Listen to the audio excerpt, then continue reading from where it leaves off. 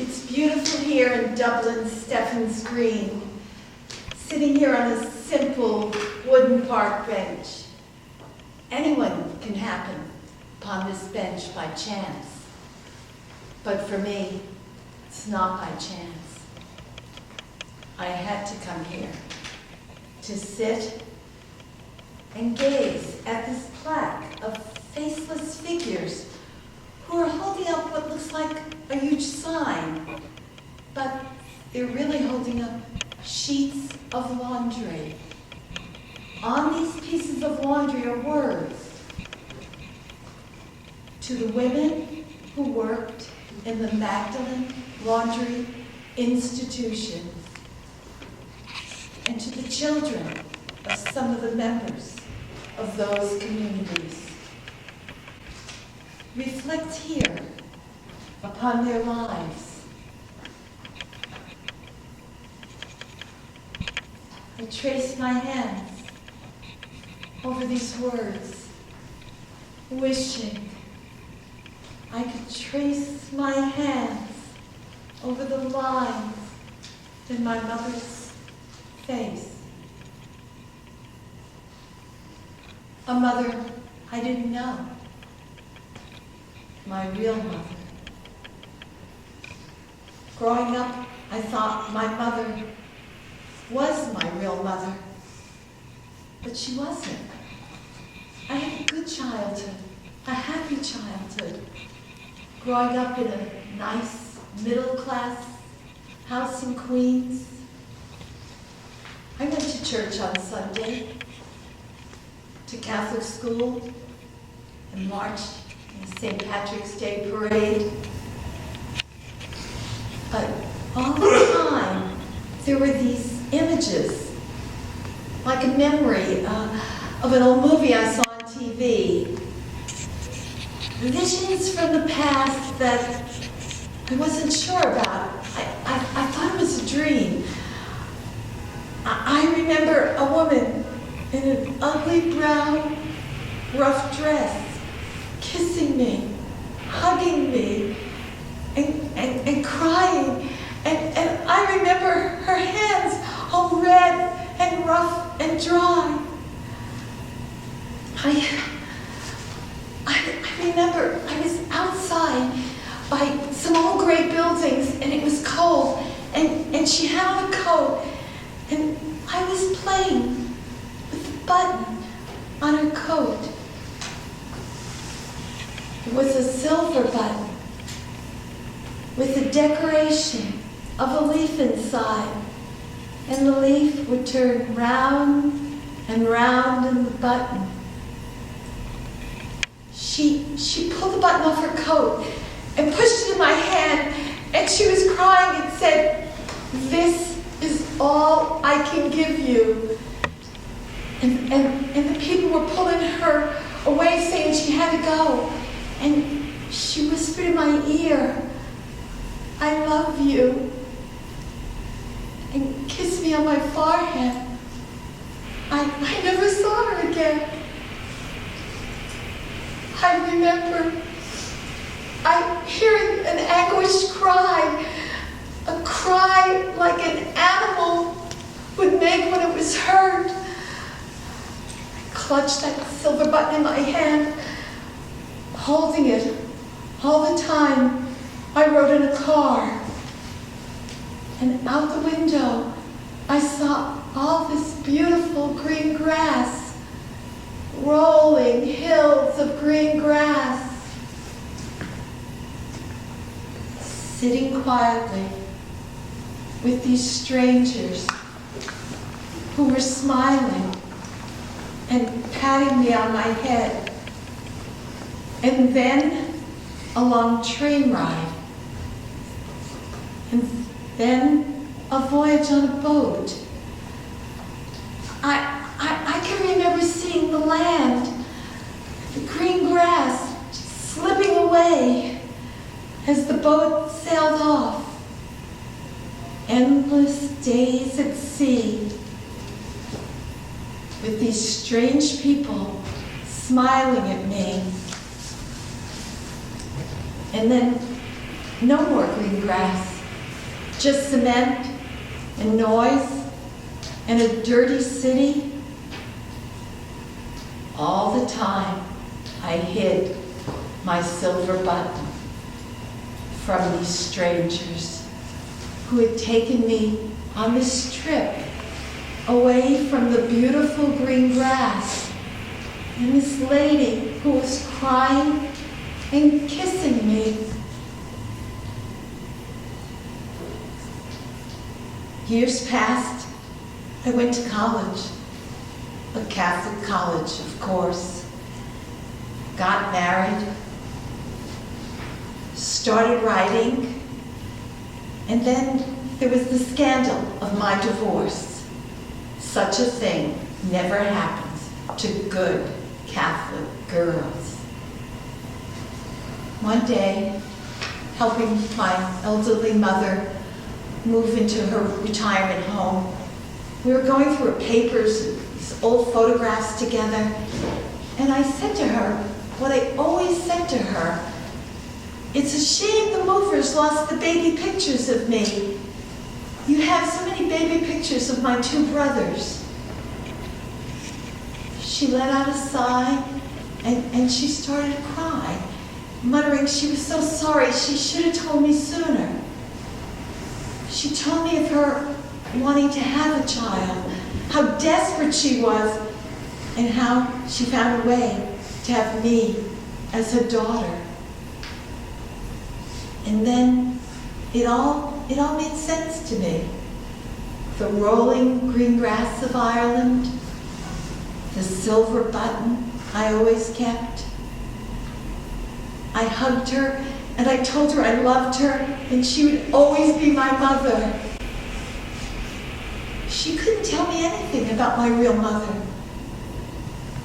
I needed to know why. And where is she? I needed to find her. I needed to hug my real mother and tell her I loved her. I had to return to the rolling green hills of Ireland.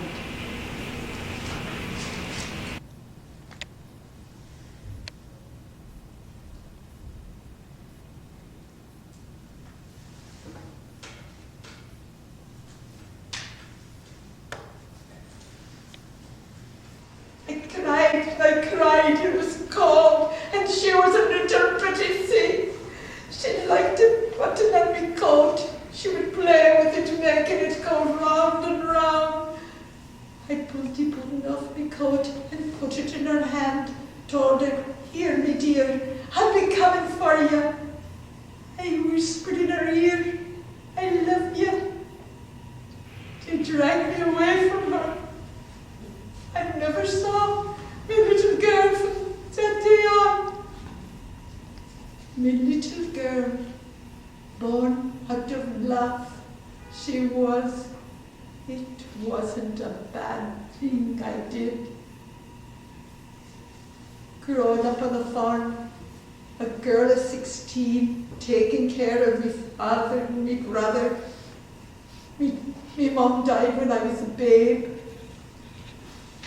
The neighbor boy and I, we were in love.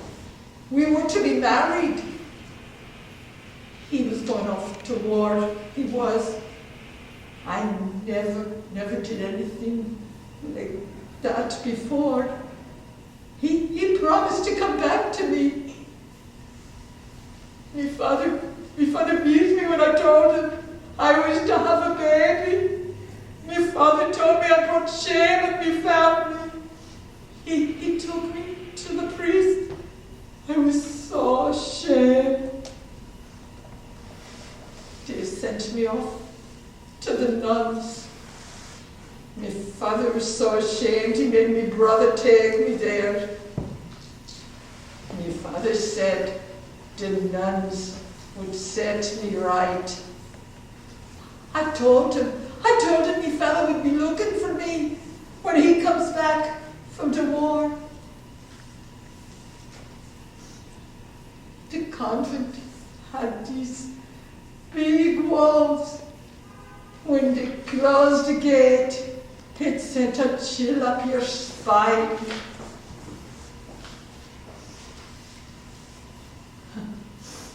Those nuns, they put me to work right away, making wooden rosary beads. Women of the church, they would take those rosary beads and beat you with the rosary beads for any little thing. I wrote to my father, begging him to come and get me, and to my brother too. Never a word from them. Don't know if the nuns ever sent the letters. And then the baby was born. Ah, beautiful girl she was.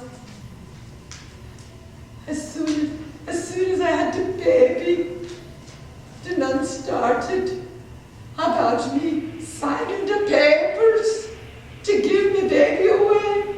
I wouldn't hear of it. The nuns, they say, I had to work in the laundry. They let me care for me baby girl. And then one day, to punish me, because I wouldn't sign the papers, they put me baby girl in the orphanage with all the laundry girls' babies. I was left crying with the milk coming out of my breast. How could those holy women, these nuns, be so cruel to take our babies away from us? Not all the girls in the laundry had babies. Some of them were sent there because they were too pretty, too wild, too independent. Me, with me long hair, the nuns, they cut me hair, used a butter knife, didn't they? It hurt. Made me look in the mirror.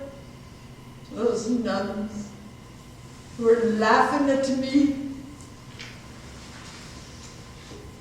Made to wear this ugly uniform. The material was all coarse and rough. The nuns made you bind your breasts so they were all flat, like a pancake. Every day we worked in the laundry. It was a prison, all right. A holy prison with prayers and beatings. The nuns kept talking to me about giving me baby up, saying me child would have a better life than working in the laundry like me. I kept thinking the war is over and I would be free and me love, he would come for me. I don't think he ever got me letters or even knew he had a child. When the little babies were able to walk, they would bring the babies outside to play, and we could see our babies from the windows of the laundry. I couldn't take it anymore, thinking me girl would end up like me, working in the laundry and getting the beatings. So I signed the papers, and they took her away from me, far, far, far away. The Catholic Church, they stormed me child.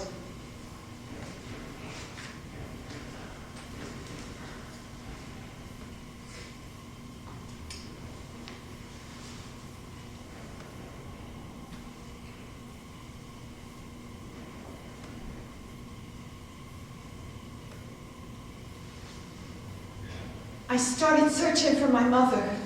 I learned about these adoptions from Ireland, that babies were shipped over to America, all for a price of a donation, a very large donation to the Catholic Church.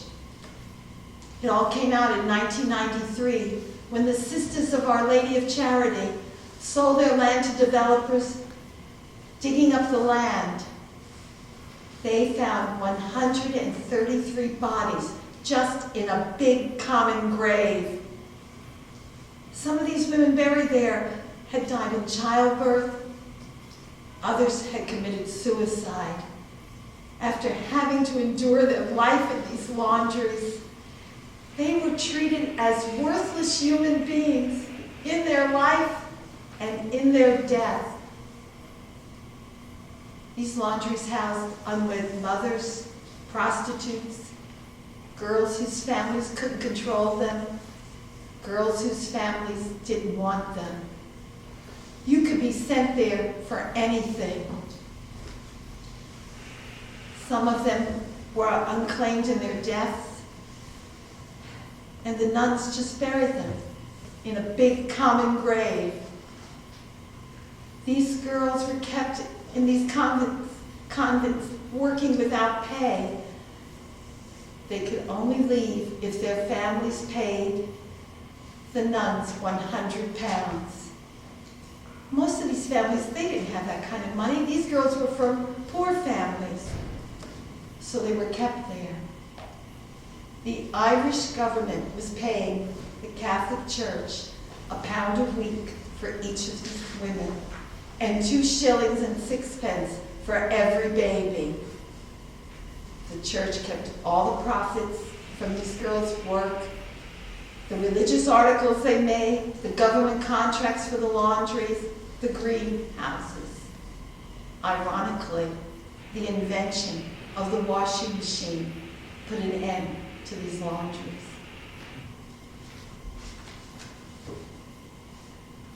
I thought maybe my mother was buried in one of these graves, but she wasn't. I found her, well, sort of. I found her family. It was too late for us to be reunited. She died 2 years before. But I found her family. She was married. Her husband had died a few years ago. He wasn't my father. Yes, she had children, a girl and a boy. They would have been part of my life, the life I might have had if I hadn't been taken away from her.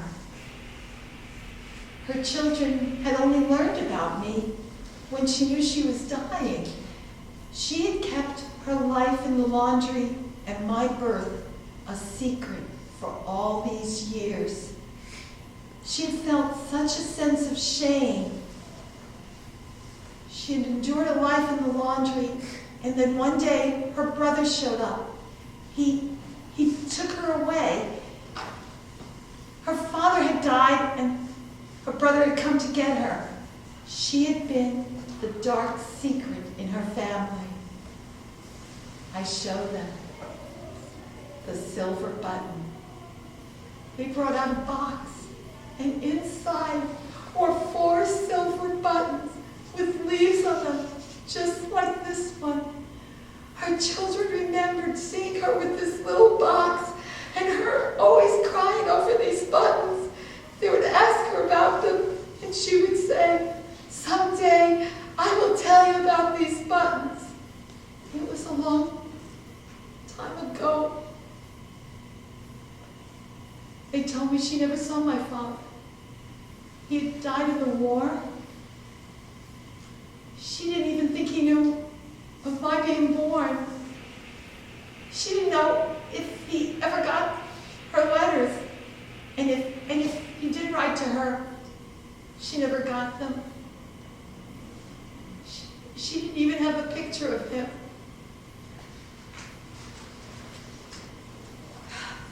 When she told her family about her life in the laundry, it all made sense to them. They understood then why she worked so hard at the house. She kept everything so neat and tidy. She kept everything in order, like she had been in the army or in prison. And she especially took care with the laundry. She told them she would starch and iron the linens for the priests, that it was an honor to do that. She had varicose veins from standing so long in the laundries, and her hands were all wrinkled, rough and red. She wouldn't go to church. She yelled and cursed and spit whenever people would talk of the church and the priests and the nuns.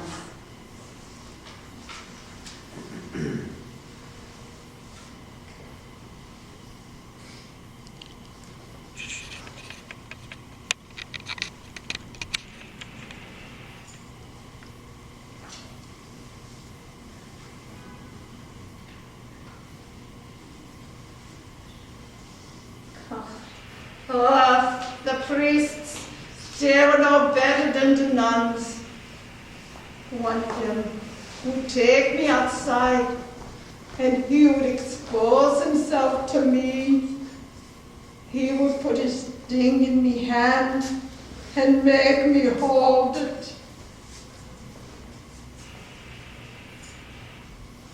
That's why I let him take me little girl away. I didn't want her to have this life where the nuns beat you with the hairbrush if you talked. And we had to bow to these sisters. They were so cruel. The nuns would wake you up at night, make us take off our clothes, be naked, laugh at us, make fun of our bodies. We had to show them our panties. They'd want to see if we had our periods, to see if we were pregnant. Some of these girls would run away, but the police would catch them and bring them back. And all the time, I kept hoping and hoping I would see the baby girl again.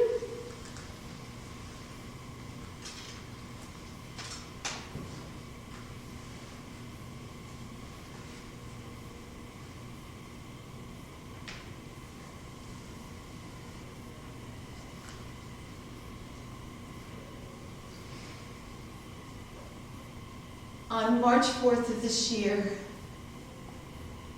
I went to Dublin, to Glasnevin Cemetery, to be part of the ceremony, the flowers for the Magdalenes. And I stood with the supporters of justice for the Magdalenes and with the Deputy Minister, Margaret O'Sullivan of the Irish Parliament.